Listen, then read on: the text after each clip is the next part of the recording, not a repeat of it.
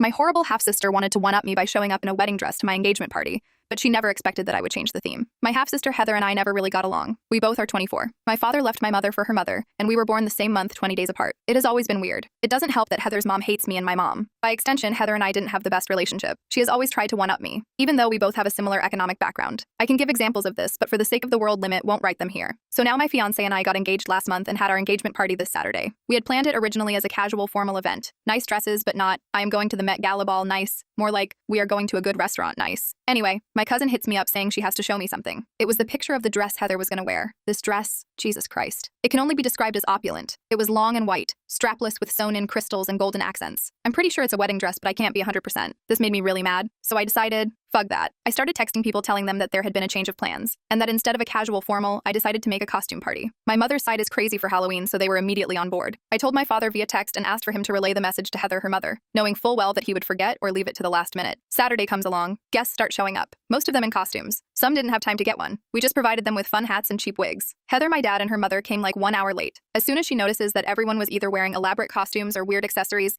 and she didn't stand out, she lost it, especially when my fiancé came along and told her that her bride dress looked amazing for a cheap costume. She left crying, and her mother and my father told me that I was being childish and I could have told Heather myself and not have tasked my father. For those interested, my fiancé was dressed as Bubbles, and I was dressed as Mojo Jojo. My mom and aunts went as Abba. Other memorable costumes were Luffy and Zorro, Ian Malcolm and John Hammond, and Jesus.